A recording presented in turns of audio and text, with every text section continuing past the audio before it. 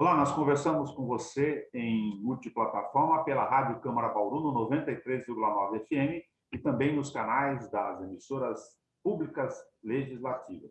Aqui pela TV Câmara Bauru, nós fazemos uma varredura, uma conversa com todos os secretários municipais na função do poder público de fiscalizar, mas acompanhar e também prestar informações para você de serviços sobre as diversas questões do poder público municipal. Hoje nós vamos falar sobre finanças e gerenciamento de orçamento, que está a cargo do secretário municipal Everton Basílio, cujo desafio, neste momento da história que ele assume, no começo de 2021, tem um dado de um ingrediente muito singular, que é olhar para as receitas e as prioridades apontadas pela prefeita Sueli Gossin nesse momento, e como na audiência pública, por exemplo, de poucos dias, que são sempre disponibilizadas para você lá na página da TV Câmara no YouTube, na íntegra, ele já teve que fazer um exercício dessas possibilidades, ou seja, do olhar da gestora prefeita eleita e já, lógico, dentro do mandato Sueli Gossin, para a LDO, a Lei de Diretrizes Orçamentárias de 2022. Então, imagine você administrando o orçamento assim, numa proporção bem pequena da sua casa, tentando olhar os recursos, os compromissos e tentar projetar o que você quer fazer para o próximo ano. Esse exercício diário é realizado pelo Everton Basílio, que está conosco aqui em teletrabalho. Obrigado por nos receber nessa primeira visita aqui na emissora pública de televisão, que é a nossa função também como servidores, Everton. Obrigado, Nelson. Obrigado a todos e todas que nos acompanham na Rádio e TV Câmara. Estou à disposição para os questionamentos. Então, eu comentei sobre essa visão e pedi para você falar um pouco disso, desse aprendizado de exercício aqui. Imagino que nos primeiros dias, né, embora você já seja formado, especialista de governo da pasta, você ficar administrando, bom, o prefeito está lá querendo fazer isso, fazer aquilo, onde tem dinheiro para fazer, o secretário chamando, todos têm esse hábito, né, de fazer. Você sabia que era um aprendizado aí do dia a dia. Olha, eu estou querendo fazer isso, fazer aquilo. Isso é bom, a vontade de querer fazer. E aí o secretário de Finanças é que ele falou, opa, pera, calma lá. Tem que ver se tem orçamento, tem que ver se vai ter recurso no caixa, com o acréscimo de que no tempo normal a gente não fala de pandemia, e tem o efeito da pandemia. Como tem sido esse exercício? Em primeiro lugar, assim, o que a gente tem que deixar bem claro também é que a Secretaria de Finanças, ela tem uma equipe técnica muito boa, muito importante. Aqui sozinho não teria como fazer nada. Igual você falou, se às vezes é difícil a gente gerenciar até o orçamento de casa, né? Imagina de uma cidade do Porto de Bauru. Então, a gente tem técnicos aqui muito qualificados que auxiliam demais na qualidade desse trabalho, no aperfeiçoamento dessas previsões. E realmente, Nelson, é complicado. Às vezes a gente acaba com sonhos de alguns secretários que estão entrando, porque o pessoal tem muita vontade, realmente todo mundo deseja fazer o melhor, e às vezes por falta de orçamento e financeiro, a gente tem que mostrar a realidade dos gastos, né, da previsão que a gente faz, com os gastos fixos que já existem, né? Na verdade, hoje, praticamente, os gastos fixos, eles consomem entre 90% e 95% do orçamento da prefeitura, acaba sobrando um pouco para investir ou para tentar algo novo. Então, por isso que a gente está, já alguns contratos, foi uma solicitação da prefeita Sueli, que a gente fizesse um levantamento com relação aos contratos, aos convênios, aos termos da entidades, o que poderia ser revisto, aonde poderia ter uma sobra comparado com exercícios anteriores, quais contratos realmente tiveram mais aumento para ela estudar esse serviço que está sendo executado. Então, a gente está fazendo, não é um serviço simples, às vezes a gente depende de pessoal técnico de outras secretarias também para passar, gestores de contratos, então a gente está fazendo isso de forma minuciosa, sabe, detalhada, para passar para ela o mais completo. Algumas coisas a gente já passou para ela. E é complicado, igual você falou, trabalhar com previsão já nunca foi fácil, ainda mais agora numa situação igual a gente está vivendo, é mais complicado ainda. Pessoas terem uma noção desse exercício no dia a dia, né, de gestão pública financeira e orçamentária, que são dois quesitos importantes, mas distintos. A gente tinha o hábito aqui, até como jornalista, né, de ficar falando com os colegas de vocês ao longo do tempo, que são todos técnicos da finanças, falar, olha, nós tínhamos o orçamento de tal ano, projetando a inflação para o ano seguinte, então a gente fazia uma conta grosseira na cabeça, né? Nesse momento, nem isso dá para fazer. Nós estamos falando aqui de 2021, referenciado um orçamento, para quem não se lembra, lá de 2019, por causa da pandemia. Perfeito. O ano de 2020 a gente tinha uma previsão bem otimista, né? Devido à pandemia, a gente teve que rever ele durante a execução, existiram até contingenciamentos e tudo mais, conversas até com você, alguns levantamentos.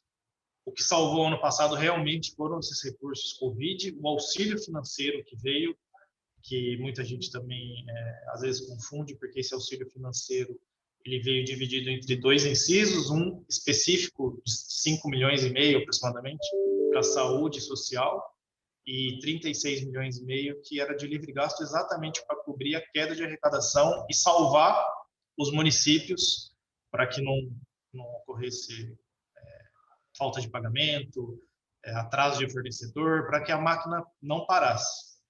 Esse ano a gente não tem essa previsão, só que a gente está num momento assim, surpreendente até. O ICMS deu um boom, sim, devido ao aumento de alíquota que teve por parte do governador, devido também ao aumento de consumo, o pessoal ficando em casa, comprando mais no mercado, o preço também, o preço aumentou, farmácia, mercado.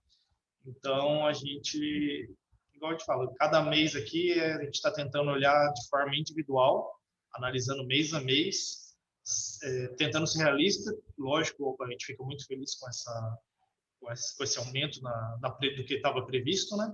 Só que com o pé no chão, porque se a gente não tiver os pés no chão agora, a gente pode sofrer lá na frente, porque ainda não batemos a previsão, né? A gente tem uma previsão de 953 milhões, a gente arrecadou 280, comparado com o ano passado, realmente teve um aumento de 28 milhões, só que, por exemplo, teve um aumento do Fundeb, aumento do QES, de algumas verbas, por exemplo, são carimbadas. Então, isso acaba, vamos dizer assim, deixando de uma forma não tão limpa esses 28 milhões. São gastos específicos em algumas pastas. Não é 28 milhões líquido livre, né, para as pessoas entenderem. Exatamente.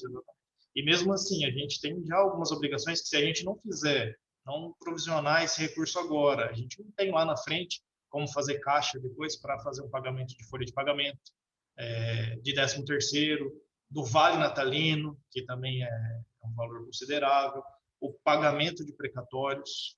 A gente tem a questão da floresta urbana, que também já vai dispor agora de um bom valor do caixa. Então, se a gente não trabalhar agora esse valor e sempre ter um fluxo de caixa para trabalhar, a gente corre o risco de atrasar salários, que é uma prioridade da Suelen também, sempre os salários em dia. Então, a gente tem que trabalhar tanto o planejamento orçamentário como o planejamento financeiro, tendo disponibilidade em caixa. E o que facilita isso, por exemplo, a execução por exemplo, no começo do ano, o IPVA, 80%, 90% cai agora em janeiro, fevereiro e março. E o IPTU, né, que muita gente aproveita o desconto de 10%, porque quem tem algum dinheiro guardado realmente compensa aproveitar esse desconto, qual aplicação hoje dá algo parecido com isso.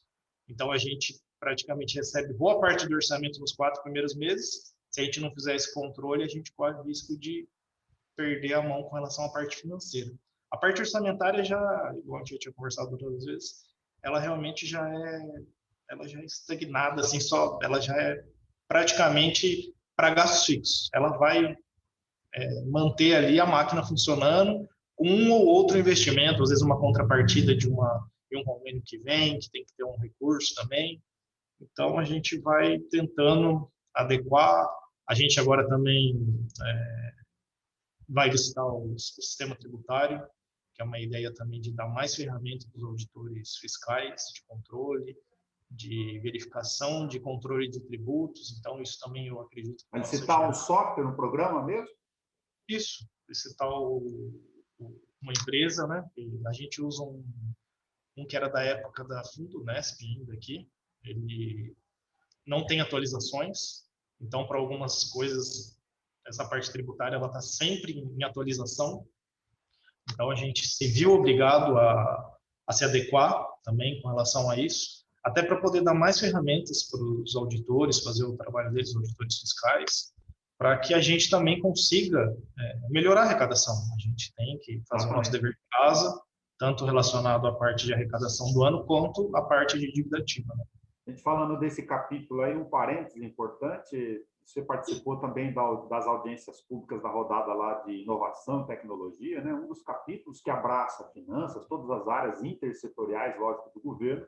A CEPLAN falou lá do gerenciamento de dados, do georreferenciamento, e a atualização do banco de dados do cadastro imobiliário fiscal, né? Como se fosse olhando a fichinha lá, a vida, o prontuário do contribuinte atualizado no sistema. Isso tem reflexo gigantesco sobre a sua área e, lógico, todas as outras, até lá na execução fiscal, para quem não conhece, na hora da cobrança, né?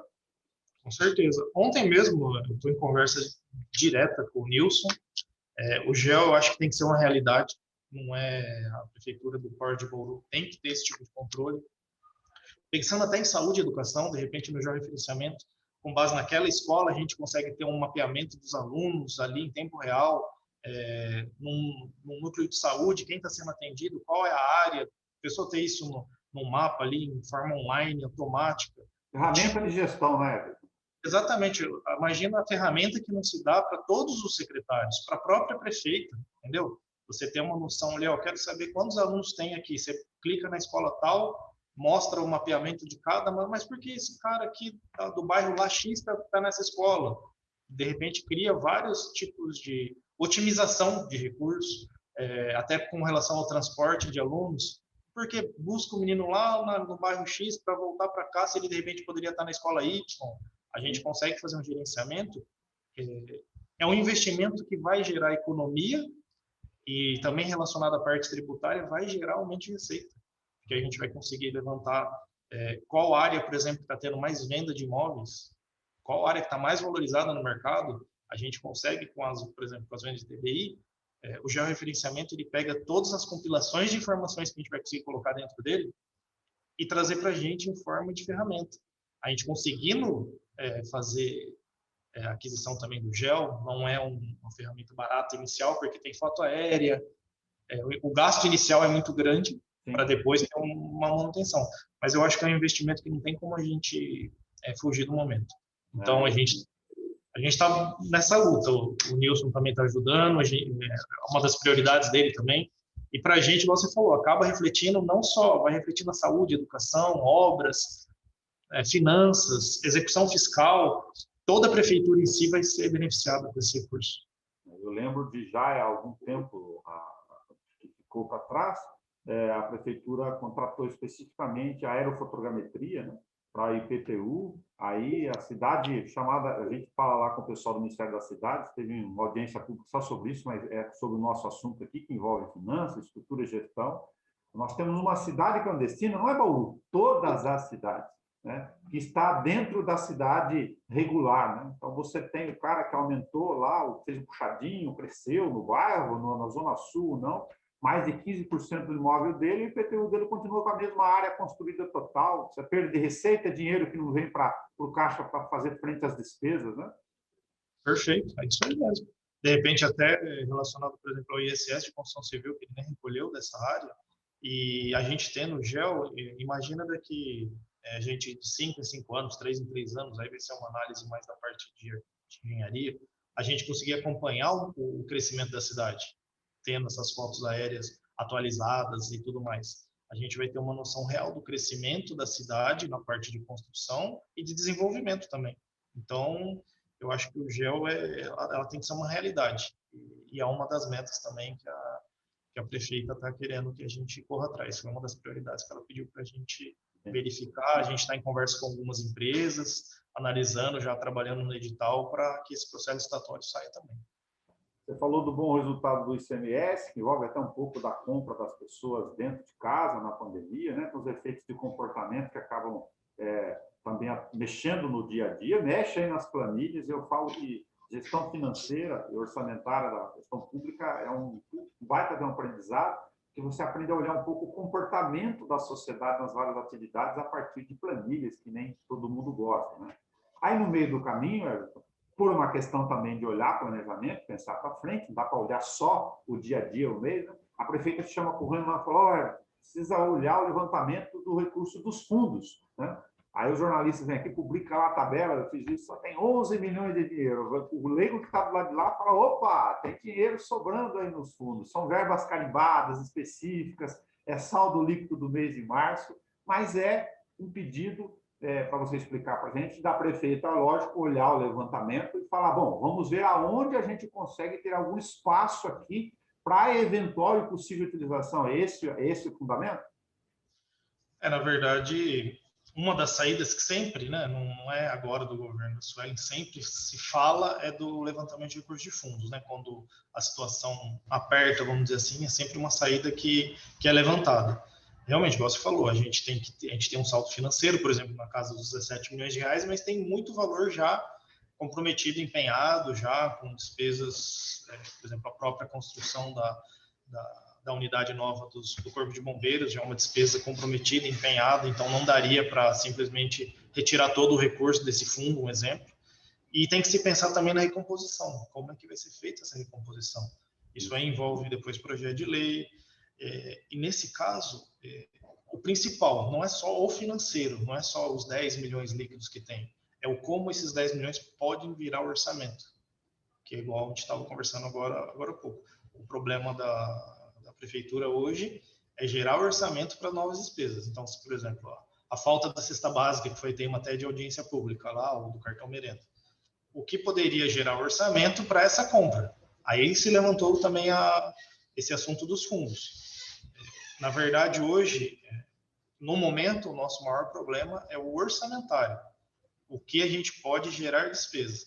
Então, além desse levantamento financeiro, teria que ser estudado junto ao jurídico, uma análise desse valor líquido dos fundos, depois também pensar em como seria feito o reembolso desse valor, né? Se fosse o caso retirado, mas como ele poderia gerar orçamento para resolver, por exemplo, o problema da parte social. Para as pessoas entenderem, uma hipótese, aí vamos ser otimistas, que esse comportamento de receita 11% na média, aí, superior a 2020 mesmo, desse ano, se propague. Vamos pensar para frente no ano. Você tem um orçamento que foi fixado, como a gente disse, com sua referência de 2019, com os valores lá e bastante engessadinho, as despesas cativas já estão lá todas acomodadas, não tem como fugir dela, e ainda tem que fazer o exercício dos gastos, o aumento de insumos pela inflação que a gente está falando. Se tiver excesso de arrecadação, você tem qual saída para poder ajustar essa questão? Não, se tiver o excesso de arrecadação, acaba que soluciona, porque a partir do momento que você conseguiu arrecadar mais do que o previsto, ele pode gerar um orçamento. E ele pode gerar um orçamento desde que seja de fonte de livre gasto, como eu falei. Aí vai ter que ser verificado. Esse excesso de arrecadação, ele foi numa verba carimbada? Por exemplo, se der um excesso de arrecadação no Fundeb, eu só posso suplementar ali na Secretaria de Educação, e o Fundeb hoje é utilizado simplesmente para folha de pagamento. Sim. Então, eu fico engessado na Secretaria e no tipo de gasto. Agora, de repente, vai dar um aumento de arrecadação nos impostos. Igual você comentou aí. Nesse cenário, geraria um orçamento livre. A gente poderia criar uma decisão que a prefeita tomar. Vai ser na saúde. Só que até ter um levantamento real, para a gente não criar um orçamento, não criar, por exemplo, com base em uma previsão de 3 meses, criar um orçamento, que depois a gente pode pagar isso lá na frente. Se eu crio um orçamento agora, esses 3 meses, vamos dizer assim, que realmente hoje aponta um crescimento. Só que o que vai acontecer? Se eu começar a comparar depois lá de julho para frente, com certeza eu vou ter uma queda. Porque em julho até outubro eu recebi os 10 milhões da União. Então, eu tenho que também planejar isso agora. Então, eu vou ter uma realidade de falar de excesso de arrecadação depois de julho. Sim. Até agora, a gente tem que ter o pé no chão, manter, porque qualquer orçamento que eu pensar em fazer para excesso de arrecadação de fonte 1, eu posso, lá na frente, pagar esse preço. Por isso que nós falamos do comparativo inicial, né, lógico, bons, dinheiro a mais no caixa nessa dificuldade de verbas liberadas é sempre positivo. Nós temos o primeiro trimestre e como não temos ajuda federal, como aconteceu no ano passado, não tem nada à vista aí, e ainda o recalque da pandemia no tempo, que é um dado novo, importantíssimo para esse instrumento de gestão, é a questão sanitária de saúde interferindo na questão econômica, financeira e orçamentária das gestões desde esse início. nós temos que aguardar esse balanço aí, ser otimista, mas realista para ver o que vai acontecer. Exatamente. Eu sempre falo isso, tem que ser otimista, mas com os pés no chão. E um outro fato também, Nelson, que a gente teria que observar é o seguinte: a gente fez uma previsão orçamentária, o equilíbrio entre receita e despesa, num cenário. Hoje, por exemplo, se a gente pegar o combustível, só o combustível, com base na previsão que foi feita lá no final do ano passado, já estaria errado. Remédios Hoje, lá na quanto saúde. teve um aumento de combustível? Exatamente. Então, praticamente, talvez esse possível excesso de arrecadação nem geraria um orçamento novo. Na verdade, ele iria, talvez, complementar esse déficit de despesa. Vamos dizer assim, se antes estava previsto X litros a 3 milhões de reais, hoje, 3 milhões de reais compraria 70% desse X litros planejado. Aí eu ainda vou ter que correr atrás desses outros 30%. E talvez, nesse caso, se gerar um excesso de arrecadação, resolveria esse problema, só como exemplo. Ou, caso a nossa previsão só se mantenha, lá no final deu o equilíbrio entre o previsto e o arrecadado. Da onde eu vou tirar para suprir esses 30% do combustível devido ao aumento? Aí vai ter que ser feita uma outra análise. Por isso, a importância do levantamento mês a mês e do acompanhamento mês a mês. Legal. Que eu sei que é uma coisa que você sempre faz também para verificação ainda. Eu gosto de acompanhar, porque você vai tendo mais noção ali, para e passo, da questão financeira do dia a dia e das possibilidades, né? Diminui, por exemplo, a margem de erro de falar bobagem aqui ou escrever bobagem na questão dos textos. Um exercício legal. Bom, mas aí no meio das obrigações do dia a dia, você é chamado, por exemplo, aqui na emissora pública, para audiência pública que trata da Lei de Diretriz Orçamentária para 2022. Você está lidando aqui com o tempo seu e o pé no chão desse ano, nessa circunstância de pandemia, tomara que a vacina avance, e o sujeito levanta a mão lá, o vereador, representante popular, que fazer essa função mesmo, ele fala, olha, está precisando aqui, já uma outra audiência pública, de dinheiro para a cesta básica. Olha, eu estou vendo aqui que o fulano lá escreveu que você tem 28 milhões no caixa, eu preciso comprar a cesta básica, tem mais pobre na rua, a SEB está com um cadastro de 11 mil pessoas lá, vamos criar o cartão? Né? Eu falo, bom, orçamentariamente, como é que a gente vai fazer com essa situação?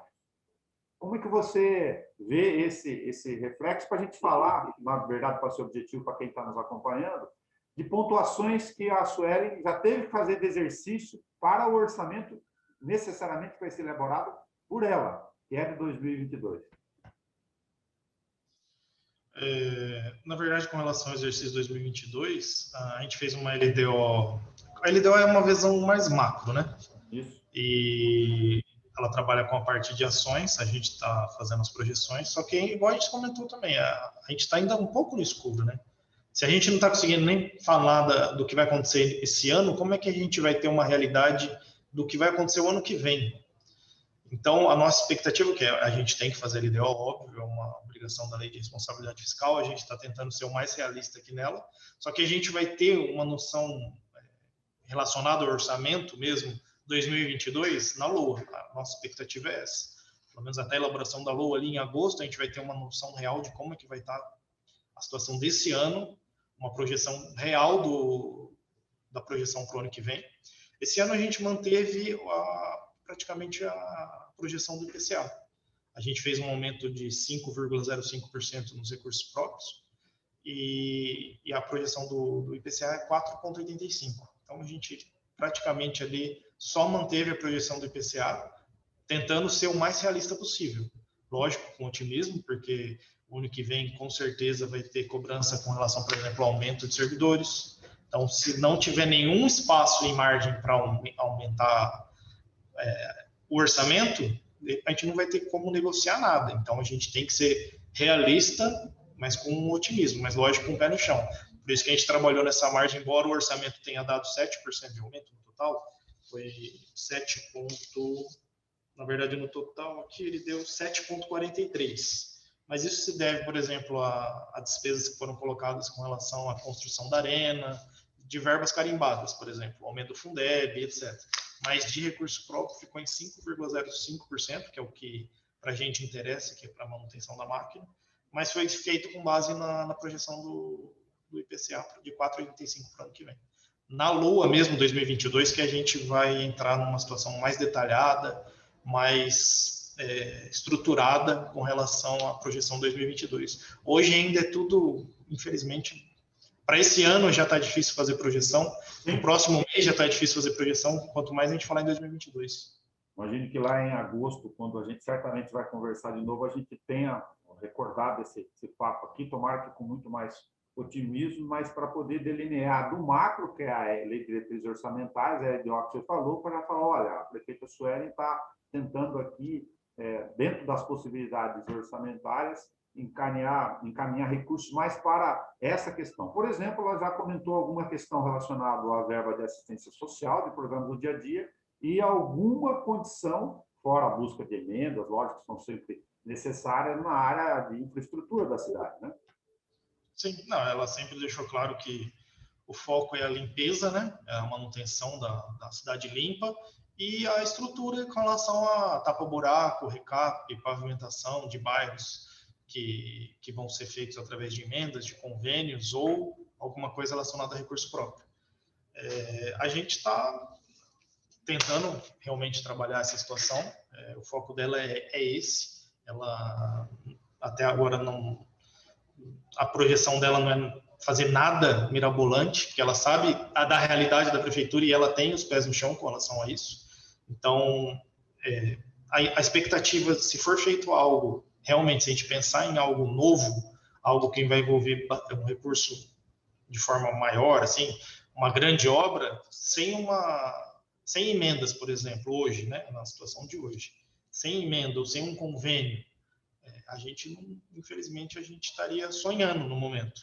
Sim. Quem teria grandes possibilidades de fazer algo grandioso seria a Secretaria de Educação, que é a pasta que hoje teria condição de recurso, que eu acho que é onde eles vão entrar com relação à possível reestruturação da estação ferroviária, das construções de novas escolas com base nos terrenos que foram adquiridos agora nos últimos anos, que tem demanda de alguns bairros. Então, essa é a expectativa, né? Que realmente a gente consiga alguns recursos de fora com relação a convênios e emendas e com base em ajustar o orçamento para essas contrapartidas para que novas pavimentações ou novas construções a gente consiga fazer para a cidade.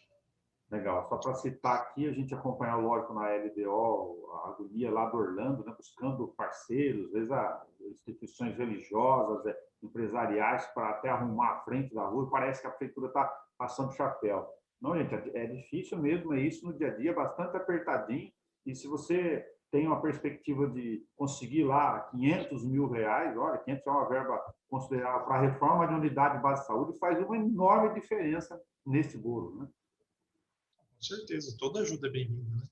A prefeitura tem que estar aberta, igual você comentou com relação ao caso do Dr. Orlando. Se tem alguém disposto a ajudar, igual quando foi feito, acho que foi feito algumas melhorias no PS do Vila Dutra, que acho que foi feito um mutirão lá, Sim. Tanto com servidores quanto o pessoal da sociedade, eu acho isso sensacional, porque mostra o zelo de todos pela cidade. Claro. Tem uma questão que eu preciso conversar com você para deixar até registrado aqui, Everton, que é bastante interessante, e lá fora, mesmo a gente escrevendo, conversando sobre isso, nem sempre as pessoas entendem. Bauru tem uma dívida federalizada lá de 99, vou fazer um breve relato aqui, e a gente já pagou quase o equivalente a mais de 2 vezes dela, falando financeiramente na cabeça das pessoas, né? Emprestamos, federalizamos, mudamos a dívida aqui do local de vários bancos para o governo federal, ele comprou a dívida, 40 milhões, está aqui, você vai me pagar até 2030. Até o último ano, aí no comecinho, a gente estava pagando cerca de 600 e poucos mil reais de prestação, aí você olha lá, poxa, mas eu devia 41 até 2030, 30 anos, estamos em 2021 aqui, e agora o meu valor estava quase, já paguei 100, ainda estou devendo 170, de repente veio 482 milhões de reais. Vocês foram até a Secretaria do Tesouro Nacional e conseguiram equalizar isso com base em uma oportunidade financeira, por exemplo, na lei da pandemia do ano passado. Essa foi uma medida importantíssima que, por causa de ser financeira, nem sempre as pessoas se atentam para ela. Foi no STN que você também teve o prazer de estar junto com o pessoal do jurídico e a prefeita, né? Sim, na verdade, a dívida federalizada, né, a famosa dívida federalizada, sempre foi alvo de estudo, de análise do que poderia ser feito com relação a ela, porque quando ela foi composta lá em 99, o índice era o IGPDI mais 9. Só no último ano, por exemplo, em questão de exemplo, foi 32%, 23% o IGPDI mais 9, aumentou 32% em um ano. Por isso que a Pega dívida, R$ 1.000 e coloca 32% de subvenção. exatamente, ela estava virando impagável, né? Então ela estava pulando de 100 e pouco para 200, então ela chegou no índice agora, no saldo de 482. Bilhões de reais, para as pessoas saberem. Bilhões de reais, o saldo devedor dela. É. Logo nos primeiros dias desde que a Suelen assumiu, a gente passou essa situação para ela, ela entendeu a necessidade de verificar algo, de prontidão, ela já conseguiu um contato, ela abriu uma porta para a gente, importante, isso é fato na Secretaria do Tesouro Nacional. A gente teve lá em Brasília, o secretário mesmo atendeu a gente, junto com a equipe dele, passou os caminhos que a gente deveria adotar. A gente aderiu a 2 leis complementares, a 148 e a Lei Complementar 173, que foi prorrogada pela Lei Complementar 178, com relação à dívida, que foi o que salvou a gente, vamos dizer assim, porque a Lei Complementar 148, ela mudava a composição dos juros de IGPDI mais 9 para IPCA mais 4, retroagindo lá no início, e a Lei Complementar 173 pegava o saldo devedor, que ficava, porque assim, pela Lei Complementar 148, a gente teria que fazer um pagamento de 25 milhões ali no ato para aderir a ela, devido a um mandado de segurança que a gente pagava em torno de 600 mil devido a um mandado de segurança, porque era para a gente estar pagando na casa de 2 milhões. Então, desde 2016, a gente pagou 600 mil reais, quando era para estar pagando 2 milhões, o que gerou um saldo devedor ali na casa de uns 25 milhões. A Lei Complementar 178, 148, ela permitia a gente fazer adesão e a modificação para IPCA mais 4, só que a gente ia ter que dispor de um valor que não tinha como. Aí a Lei 173, com autorização da Câmara, pegava esse saldo e jogava para o bolo final, fazendo a redistribuição. Então, só essa forma de recalcular o índice de GPDI mais 9, BPCA mais 4, desde o início da dívida, fez o cálculo, resumindo, né, de forma breve aqui também, para não prolongar tanto a parte técnica, de 482 milhões o saldo devedor para 73 milhões o saldo devedor. E uma informação importante é o seguinte, como a gente pagava sob o mandado de segurança, o banco, a instituição financeira que faz o gerenciamento da dívida, ele começou a receber um valor menor do que era devido. Porque assim, ele recebia com base no saldo devedor, e como a parcela era com base numa liminar, a comissão em si, ela também ficou menor para o banco. Isso gerou um débito também de comissões com base no contrato da dívida. Esse valor é em torno de 9 milhões, também é devido junto com o saldo. Então, na verdade, se a gente parar para pensar, a dívida ficou na casa de 81, 82 com as comissões. Mas com base nisso, por exemplo, a próxima parcela de 2 milhões vai para 700 mil, como a comissão do banco é com base no saldo devedor, uma comissão de 60 mil, que era com base nos 482 milhões de saldo devedor, ela vai cair para em torno de 12, 15 mil reais. Então, além da parte da parcela, a gente também gerou uma dívida na parte da comissão da instituição financeira que gerencia. E nesse meio tempo também a gente tem que honrar essas comissões que ficarem em atraso porque constam em contrato. Muito legal. Isso deu para diluir no tempo, é uma situação bastante importante, não só para o caixa do momento aqui, como ao longo do tempo. Agora sim, nesse aspecto, você tem aí uma planilha com a chamada dívida flutuante, né? Bem mais organizada, com um valor, poxa, você sai de 400 e poucos milhões e vai para cerca de 80, montando um cenário lá muito favorável, muito interessante. Sem aumentar o prazo, que é o mais importante. Isso. Dentro do mesmo exercício, sem comprometer aquilo que estava planejado lá na frente, né? Muito ter observado essa sacada dentro da lei e ir atrás, lógico, é fundamental essa gestão pública em Brasília, comentei isso com a prefeita Suelen, e poder trabalhar isso. E esse é um detalhe, né? Vamos falar da questão do dia a dia. É uma baita de uma situação de resultado prático mas é como aquele negócio, o cara quer ver um prédio grande na frente, tem uma cultura de não enxergar no tamanho que as coisas são esse tipo de realização, né? Sim.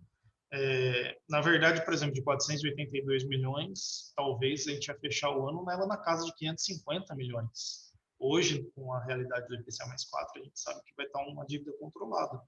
Sim. Com um índice, porque na verdade o mandato de segurança que a gente aderia era o que a lei complementar permitia. A gente praticamente oficializou o que a lei nos permitia através da autorização da Câmara. Teve lá a audiência junto com a Comissão de Justiça, eles entenderam a necessidade. A gente praticamente, resumindo, a gente gerou uma economia de 410 milhões nos próximos 8 anos.